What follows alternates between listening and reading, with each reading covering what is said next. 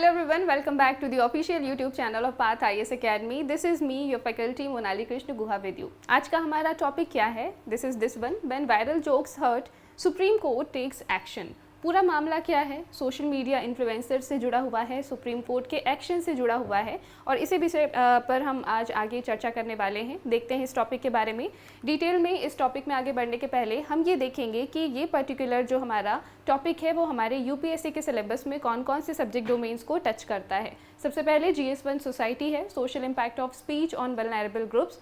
Then इसके बाद है GS2 obviously polity and governance, जहाँ पर हम free speech, reasonable restrictions and digital governance को कवर करते हैं। Apart from this GS3 technology and security, क्योंकि यहाँ पर सोशल मीडिया रेगुलेशंस के लिए रूल्स लाए जाने की बात हो रही है। अपार्ट फ्रॉम दिस GS4 जो कि हमारा है एथिक्स का paper 4, so moral responsibility and ethical conduct of public figures. इनके भी अलावा एक और पेपर होता है हमारा एसेस का, जहाँ पर इस तरह के जो हमारे टॉपिक्स होते हैं वो काफ़ी ज़्यादा हमको कंट्रीब्यूट करते हैं। चलिए अब इस मैटर की शुरुआत करते हैं, देखते हैं कि ओवरऑल मामला क्या है। Social media influencers and free speech, supreme court stand. यहाँ पर ऑनरेबल सुप्रीम कोर्ट ने कुछ स्टैंड लिया है अपना। जो हमारे सोशल मीडिया इन्फ्लुएंसर्स होते हैं उनकी जो फ्री स्पीच है उसको रेस्ट्रिक्ट करने का ये मामला नहीं है। Indeed it was just making a clarity with the responsibility कि जब हम फ्री स्पीच का अपने राइट को यूटिलाइज करते हैं so it should not breach some other people's the level of dignity. यानी कि हम अगर अपनी फ्रीडम ऑफ स्पीच का इस्तेमाल कर रहे हैं, अगर हम अपने अधिकारों का इस्तेमाल कर रहे हैं तो वो एब्सोल्यूट नहीं है, वो उस लेवल तक नहीं है कि वो किसी की डिग्निटी को जाके हार्म कर दे या किसी के इमोशंस को, सेंटिमेंट्स को हर्ट कर दे या मिस इन्फॉर्मेशंस को हम आगे कोई फैला दे। तो इस तरह के इस पूरे मामले को और अच्छे से हम यहाँ पर डिस्कस करेंगे कि हुआ क्या है। Case involved comedians including Samay Raina mocking persons with disabilities, raised questions on the limits of free speech in a monetized digital world. हुआ ये है कि जो सोशल मीडिया इन्फ्लुएंसर्स होते हैं, चूँकि वो अपने कंटेंट से मनी अर्न करते हैं, इट गोज़ मोनेटाइज्ड, तो यहाँ पर उनकी रिस्पॉन्सिबिलिटी भी बढ़ जाती है। कुछ ऐसा ही पिछले समय देखने के लिए मिला, जहाँ पर कुछ पर्टिकुलर कमेडियंस के थ्रू इंक्लूडिंग दिस पर्सन, जिन्होंने अपने एक्ट के दौरान या अपने शो के दौरान कुछ डिसेबल्ड हमारे जो सोसाइटी के सेक्शन में जो पर्सनस हमारे साथ में रहते हैं उनके बारे में कुछ इस तरह के कमेंट किए which was mocking and obviously it hurts their dignity. So ये जो मामला है ये आगे आया, सामने आया और यहाँ पर फिर इस तरह के क्वेश्चंस राइज होने लगे कि भाई ये वो डिजिटल वर्ल्ड है जहाँ पर इस तरह की जो कंटेंट हमारे सोशल मीडिया इन्फ्लुएंसर्स इस्तेमाल करते हैं उससे उनको मोनेटाइजेशन मिलता है, बट ये आपकी फ्री स्पीच का जो एक अधिकार मिला हुआ है ये एब्सोल्यूट नहीं है। It should not hurt any person's dignity, ये किसी के इमोशंस को हर्ट नहीं करना चाहिए। और इसी वे में ये फिर हमारा मामला आगे बढ़ता है। Supreme Court asked the Union government to frame guidelines for responsible social media conduct. ये बहुत ज़्यादा ज़रूरी है क्योंकि देखिए टेक्नोलॉजी अवेलेबल है, प्लेटफॉर्म अवेलेबल है, influencers are there, followers are there, but कोई स्पेसिफिक रिजिड गाइडलाइंस नहीं है जिनका प्रॉपरली ध्यान रखा जाए। और चूंकि ये गाइडलाइंस मिसिंग है तो इस तरह के मामले सामने आना वाजिब है और कहीं ना कहीं ये लेसन्स भी हैं हम सभी के लिए, पूरी सोसाइटी के लिए, कि हम कैसे अपनी फ्री स्पीच का, इन अवेलेबल रिसोर्सेज का इस्तेमाल करें। That should be in a limited way, ताकि वो किसी की डिग्निटी को हार्म भी ना करे और सोसाइटी में एक प्रॉपर हार्मनी एंड सभी की रिस्पेक्ट एंड डिग्निटी बनी रहे। आगे बढ़ते हैं यहाँ से। अब हम देखेंगे कोर्ट का ऑब्जर्वेशन क्या रहा है। सो सबसे पहला तो यहाँ पर यही है, commercialisation of speech. Influencers earn from content amplifying responsibility. Obviously social medias के थ्रू, डिफरेंट प्लेटफॉर्म्स के थ्रू जितने भी सोशल मीडिया इन्फ्लुएंसर्स होते हैं, जब इनके कंटेंट वायरल होते हैं तो इनको views, comments, like, share, subscribes and इस तरह के तमाम कैटेगराइजेशंस के कारण प्रॉपरली अर्निंग होती है। अपने डिपेंड करता है कि वो कौन सा प्लेटफॉर्म यूज़ कर रहे हैं, अकॉर्डिंगली उनको अर्निंग होती है। So when the people are earning from there, this is like more having more responsibility. जब आप मैनेजमेंट करते हैं या जब आपने मैनेजमेंट की पढ़ाई करते हैं तो आपने एक ये टर्म सुना होगा, पढ़ा भी होगा कि authority comes with responsibility, there is no authority which comes without responsibility.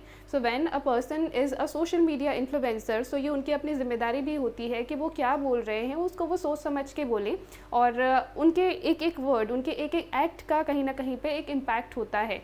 And जब बहुत मास लेवल पर आपको फॉलो किया जाता है सो ये ऑटोमेटिकली रिस्पॉन्सिबिलिटी बढ़ जाती है कि आपके द्वारा बोला गया एक एक शब्द शब्द नपातुला हो, आपके द्वारा किया गया एक एक एक्ट या परफॉर्मेंस ऐसा हो जो कि एक मोटिवेशनल फैक्टर बने, ना कि किसी तरह के सेंटिमेंट्स को हर्ट करने का कोई कारण बन जाए।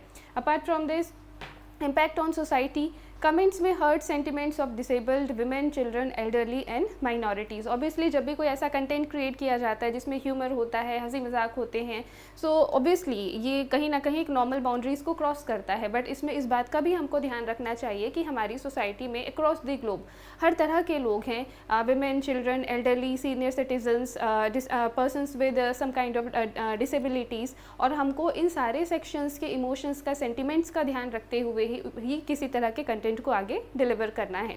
बैलेंसिंग एक्ट क्या होना चाहिए? Need to distinguish between freedom of expression and harmful content.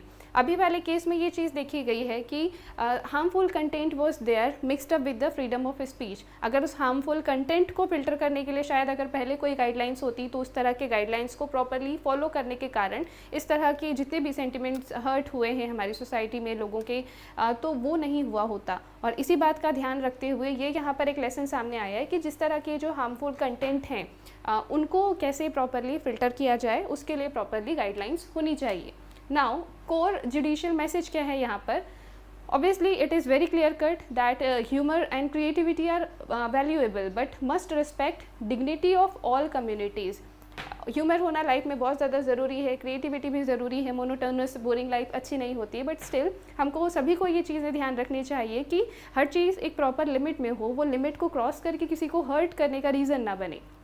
Secondly, guidelines should ensure proportionate and enforceable consequences. ये चीज़ यहाँ पर बहुत ज़्यादा क्लियर है, कोर्ट ने भी ये चीज़ प्रॉपरली अच्छे से क्लियर करी है कि अगर कोई अपनी लिमिट्स को क्रॉस करता है और उससे किसी को हार्म होता है तो उसका प्रॉपर बियरेबल कंसिक्वेंस होना चाहिए। Apart from this, court clarified the intent is responsible speech, not curbing the freedom। ये यहाँ से बहुत ज़्यादा क्लियर हो रहा है कि किसी के भी फ्रीडम ऑफ एक्सप्रेशन, फ्रीडम, हम जो अपने बोलने के, अभिव्यक्ति के अधिकार है उसको यहाँ पे कर्ब नहीं किया जा रहा है। इट्स सिंपली वेरी क्लियर कि यहाँ पर क्या की जा रही है, बाउंड्रीज़ को सेट किया जा रहा है ताकि हम अपने जो फ्रीडम हमको जो मिली हुई है, स्पीच के लिए जो फ्रीडम मिली है, अपने एक्सप्रेशंस, अपने थॉट्स को एक्सप्रेस करने की जो फ्रीडम मिली हुई है, हम उसको ओवर यूटिलाइज ना करें और सिंपली हम रिस्पॉन्सिबल स्पीच पे पहुँचें। ये चीज़ हम सभी ध्यान रखें कि हम जो कुछ भी कह रहे हैं that should be very responsible. Now आगे बढ़ते हैं, यहाँ से गवर्नमेंट का क्या पर्सपेक्टिव है यहाँ पर। सो सबसे पहला तो यही है कि हम लोगों को सेंसिटाइज करें, इस मामले के बारे में लोगों को अवेयर करें, एजुकेट करें सोशल मीडिया यूज़र्स को कि वो केवल एक प्लेटफॉर्म का इस्तेमाल नहीं कर रहे हैं, ये प्लेटफॉर्म सोसाइटी के बीच तकरीबन सभी सेक्शंस के लोगों तक पहुँचा हुआ है और जब भी कोई कंटेंट यहाँ पर डाला जाता है it may have a vast impact. और अगर हम अच्छी बातें शेयर करते हैं तो ऑब्वियसली अच्छा इम्पैक्ट होगा, लेकिन अगर कुछ भी ऐसा शेयर किया जाता है जो कि किसी को हार्म क्रिएट कर सकता है तो ऑब्वियसली उसका नेगेटिव इम्पैक्ट भी होगा। तो हमको इस प्रभाव को समझने की ज़रूरत है। Secondly, accountability. अगर यूज़र्स अपनी लाइंस को क्रॉस करते हैं तो उनको अपने रिस्पॉन्सिबिलिटीज़ को एक्सेप्ट करने के लिए अकाउंटेबल भी रहना होगा। And apart from this, consultative rule making भी गवर्नमेंट का एक पर्सपेक्टिव है। यहाँ पर उद्देश्य ये है कि हम जितने भी मीडिया एसोसिएशंस हैं, एक्सपर्ट्स हैं, उन सब के एंगेजमेंट के थ्रू इन रूल्स को आगे बनाएं ताकि जब भी ये रूल्स बन जाएं एक बेहतरीन हमारे पास रूल्स सामने हो, एक बेहतरीन हमारे पास सॉल्यूशन सामने हो, ताकि इस तरह की जो समस्याएं अभी हमको देखने के लिए मिल रही हैं वो आगे आने वाले फ्यूचर में ना मिलें। इसके भी अलावा कॉन्स्टिट्यूशनल फ्रेमवर्क हमारा क्या कहता है इस मुद्दे पर। आर्टिकल 19(1)(a) है, freedom of speech and expression को ये कवर करता है। एंड अपार्ट फ्रॉम दिस आप पाएंगे कि यहाँ पर हमको जितनी फ्रीडम मिली हुई है उसी के लिए आर्टिकल 19(2) में हमारे पास रीजनेबल रिस्ट्रिक्शंस हैं। ये वो आपके ग्राउंड्स हैं जहाँ पर इन पर्टिकुलर आपकी फ्रीडम्स पर कहीं ना कहीं एक प्रॉपर बार सेट किया जाता है, एक प्रॉपर लिमिट सेट की जाती है जब जब जिस भी तरह की ज़रूरतें पड़ती हैं। Apart from this, case laws की अगर हम बात करें तो एक केस लॉ भी है इस मैटर से related. Subramanian Swamy versus Union of India 2016 का केस है ये। Criminal defamation protects reputation under article 21। So यहाँ पर ये जो क्रिमिनल डिफेमेशन है ये क्या बताया जा रहा है, इसको एक एज अ लीगल सेफगार्ड बताया गया है जो कि पर्सन की डिग्निटी को सेफगार्ड प्रोवाइड करता है, उसकी रेपुटेशन को सेफ्टी प्रोवाइड करवाता है। It's a way the law says that you are free to speak but you cannot harm someone's honor or good name unfairly। यानी कि आप आपके पास जो बोलने का, अभिव्यक्ति की स्वतंत्रता का अधिकार जो है, आप उसका इस्तेमाल कर सकते हैं, लेकिन ये आपको उस रीच तक नहीं मिलेगा जहाँ तक पहुँच के आप किसी की डिग्निटी को हार्म कर रहे हैं, किसी के बारे में किसी भी तरह की अफवाहें फैला रहे हैं, या किसी भी तरह से उनके जो ट्रुथफुल कंटेंट नहीं है उसको पब्लिक के बीच में लाकर उनके सम्मान को कहीं ना कहीं कम कर रहे हैं। सो ये यहाँ पर आप देखेंगे कि हमारे पास प्रीवियसली अवेलेबल हैं। And apart from this, rise of commercial speech देखा जाए, ये अपने आप में एक बड़ा ही इशू है यहाँ पर, क्योंकि जिस तरह से हमारे पास सोशल मीडिया प्लेटफॉर्म्स अवेलेबल हैं, हमारे पास अच्छा कंटेंट अवेलेबल है, हमारे पास कंटेंट को डिलीवर करने के लिए इन्फ्लुएंसर्स हैं, तो उस बीच में क्या हो रहा है कि पब्लिक के बीच में हमारा जो कंटेंट है वो बहुत ज़्यादा स्पीड से बढ़ रहा है, और वो कंटेंट अब किसी भी तरह का हो, अच्छा हो या बुरा हो या कैसा भी हो, पब्लिक के बीच में उसकी पहुंच बहुत आसान हो गई है। So social media speech monetize via view, comments, views, likes, sponsorships etcetera. Then greater visibility जब आती है तब वहाँ पर सोशल रिस्पॉन्सिबिलिटी भी बढ़ जाती है। कोर्ट ने ये हाईलाइट किया है कि यहाँ पर अभी मैटर क्या है कि court highlighted overlap between commercial speech and prohibited speech. Simply इतना ही ध्यान रखना है कि हम अपने कमर्शलाइजेशन के उद्देश्य के पीछे इतने अंधे ना हो जाएं कि हमको ये भी ध्यान ना रहे कि हमने किसी के सेंटिमेंट्स या इमोशंस को हर्ट किया है। सो यहाँ पर एक क्लियर बाउंड्री सेट करने की बात की जा रही है कि स्पेशली जो आपकी कमर्शियल स्पीच है उसमें से हम हार्मफुल कंटेंट को बाहर रेस्ट्रिक्ट रखने के लिए गाइडलाइंस को यहाँ पर लाने की ज़रूरत है। Now why guidelines are needed? So सबसे पहला तो यही है कि सोसाइटी के हमारे जो वल्नरेबल ग्रुप्स हैं उनको हम रिडिक्यूल और स्टिग्मा से बचा सकें। अपार्ट फ्रॉम दिस, जो भी इन्फ्लुएंसर्स हैं हम उनको उनके मोनेटाइज्ड कंटेंट के लिए अकाउंटेबल ठहरा सकें, तो वो जिस भी तरह से अपने जो भी कंटेंट को वो डिलीवर कर रहे हैं और ज़्यादा बेटर रिस्पॉन्सिबिलिटी के साथ कंटेंट को डिलीवर करें। किसी भी तरह के डिजिटल हार्म से हम सोसाइटी को बचा पाएँ, hate speech and miss information से हम अपनी सोसाइटी के स्पेसिफिकली दिस वल्नरेबल ग्रुप को बचा पाएँ। एंड अपार्ट फ्रॉम दिस, हम अपने ग्लोबल स्टैंडर्ड्स को रीच करें। ग्लोबल स्टैंडर्ड मीन्स हमारे वर्ल्ड के दूसरे देशों में इसी तरह के कंटेंट को रेगुलेट करने के लिए या इन प्लेटफॉर्म्स पे बेटर रेगुलेशंस के लिए दूसरी सरकारें और क्या कर रही हैं, उस हिसाब से भी हम अपने आप को आगे लेकर जा पाएँ। So these are some examples. European Union आपके डिजिटल सर्विस एक्ट हैं। Then apart from this, UK online safety act है, making the internet safer by regulating digital platforms. तो ये कुछ हमारे पास ऐसे उदाहरण हैं जिनको भी हम रेफ़र कर सकते हैं अपने यहाँ पर जो भी हम गाइडलाइंस वगैरह बनाना चाह रहे हैं उनके लिए। अपार्ट फ्रॉम दिस, इसका सोशल इम्पैक्ट क्या पड़ेगा? Influencer shape public opinion reaching millions instantly. So जब हमको पता है कि these influencers can reach people instantly, better ये होगा कि हम उनके थ्रू ही अच्छी बातें वहाँ तक पहुँचाएं, ना कि हम मास लेवल पर किसी तरह के सेंटिमेंट्स को हर्ट करें या कोई गलत इन्फॉर्मेशन पहुँचाएं।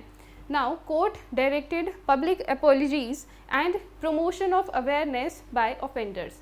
खुद कोर्ट ने ही यहाँ पर कहा है, ऑनरेबल सुप्रीम कोर्ट ने, कि पब्लिकली अपोलोजाइज़ किया जाए जिनके भी द्वारा इस तरह के एक्ट हुए हैं, आगे से ध्यान रखा जाए कि ऐसा ना हो। एंड अपार्ट फ्रॉम दिस, ये इन्फ्लुएंसर्स ही हमारे लिए अवेयरनेस को आगे प्रमोट करें, क्योंकि ऑब्वियसली उनकी पब्लिक रीच अच्छी है, लोग उनको सुनना पसंद करते हैं। एंड ऑब्वियसली अगर किसी से जाने अनजाने कोई गलती हो जाती है, दैट डजंट मीन कि उनको सोसाइटी से कम्प्लीटली एक्सक्लूड ही कर दिया जाए, but still taking it as a lesson कि किसी भी तरह की कोई लापरवाही आगे से ना हो, और चूँकि उनका पब्लिक रीच अच्छा है तो वही लोग इस पर्टिकुलर मुद्दे पर लोगों को अवेयर भी करें और उनके साथ दूसरे जो भी इन्फ्लुएंसर्स हैं वो भी आगे आएँ।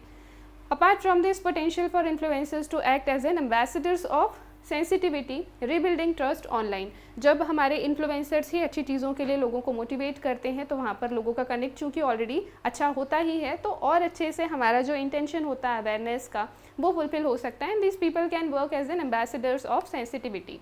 Now what else should be done, इसके अलावा और क्या क्या होना चाहिए?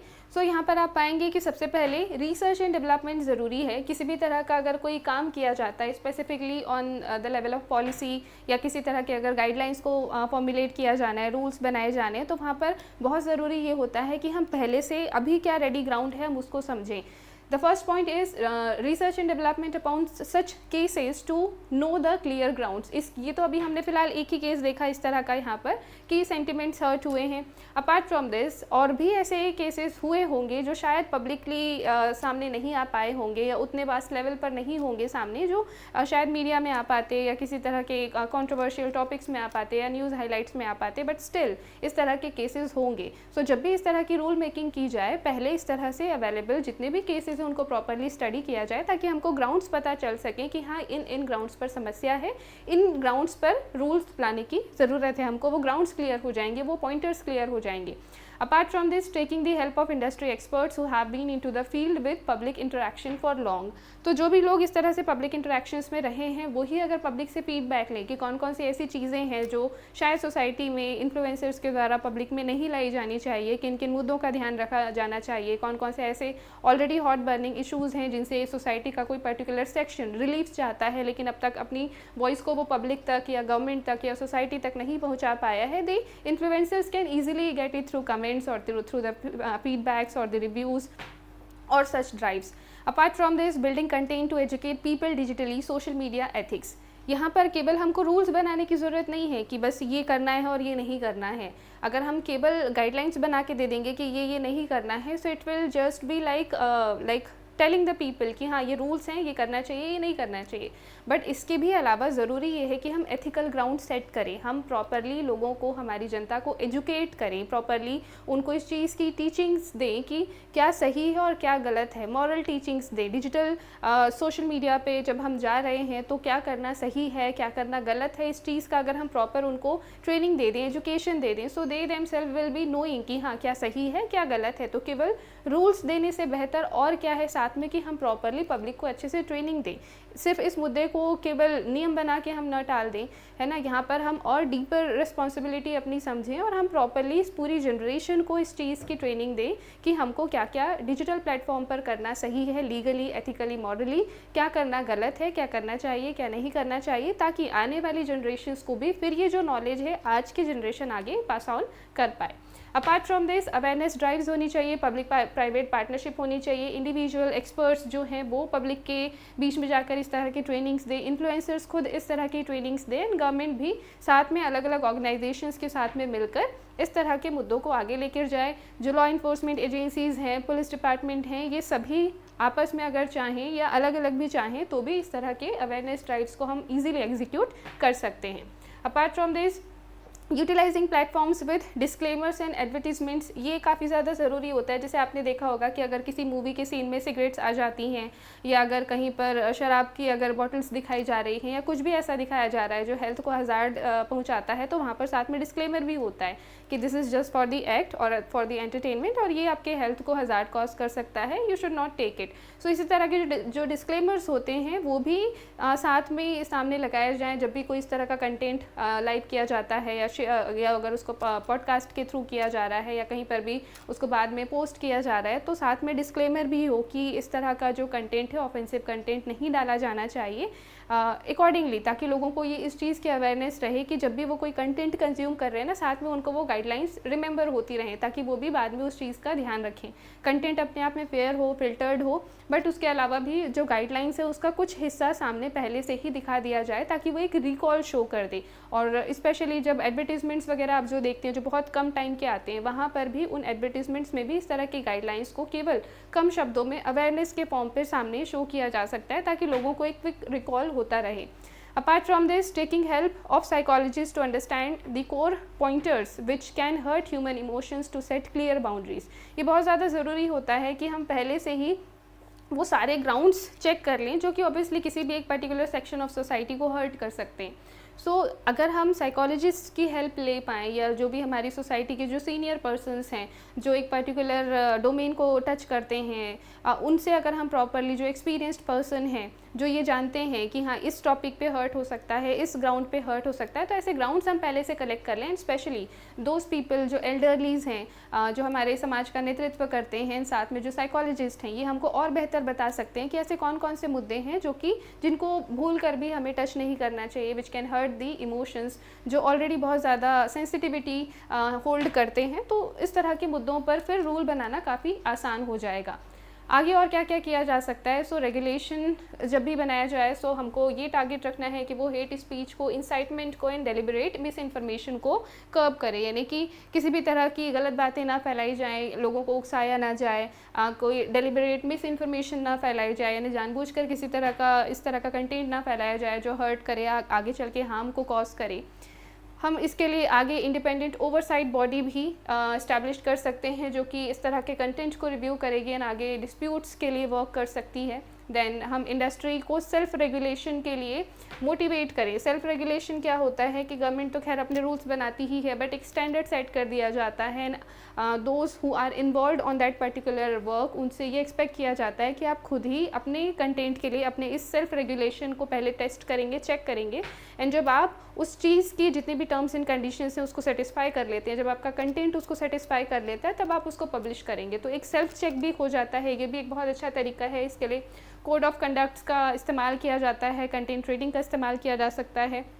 Apart from this, transparency, proportionality and participation को इंश्योर किया जाए ड्राफ्टिंग में, रूल मेकिंग में, ताकि किसी भी तरह के हमारे सोसाइटी के सेक्शन को ऐसा ना लगे कि हम छूट गए हैं। सभी तरह के सेक्शंस का इसमें इन्वॉल्वमेंट हो और प्रॉपरली रूल्स बनाए जाएं, अच्छे से बनाए जाएं, ताकि हमारे जो डिजिटल वर्ल्ड है वो भी बहुत शांति से, पीस से चले, और उस पर अगर कोई एंटरटेनमेंट के लिए आया है तो उसको जाते समय भी केवल एंटरटेनमेंट मिले, उसको हार्म, डिसअपॉइंटमेंट या उसके सेंटिमेंट्स को किसी भी तरह का नेगेटिव इम्पैक्ट न झेलना पड़े।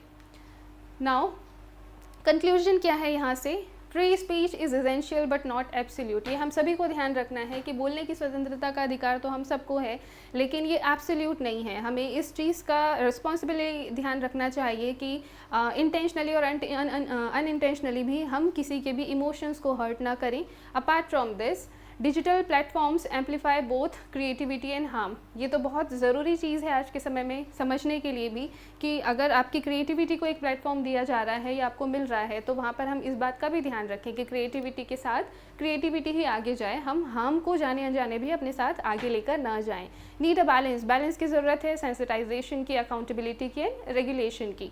अपार्ट फ्रॉम दिस, हमारा गोल क्या है? Protect vulnerable communities while preserving the constitutional promise of free expression. हमारे संविधान में हमको ये प्रॉमिस मिला है कि हमको किसी भी तरह के जबरन के रेस्ट्रिक्शंस में नहीं रखा जाएगा, बट हमको ध्यान ये भी रखना है कि वो स्वतंत्रता का जो अधिकार है हमारे पास, freedom of speech and expression, वो वायलेट ना करे किसी की भी डिग्निटी को या किसी की भी रिस्पेक्ट बाउंड्रीज़ को। सो होपफुली आपको ये पूरा मैटर क्लियर हुआ होगा। आज के सेशन में इतना ही था। एंड अपार्ट फ्रॉम दिस, अगर आपको किसी तरह के डाउट्स हैं तो आप अपने कमेंट सेक्शन में हमसे पूछ सकते हैं। इसी तरह के अच्छे वीडियोज़ के लिए जुड़े रहिए। Please do not forget to like, comment, share and subscribe our channel. Thank you so much. Have a great day ahead.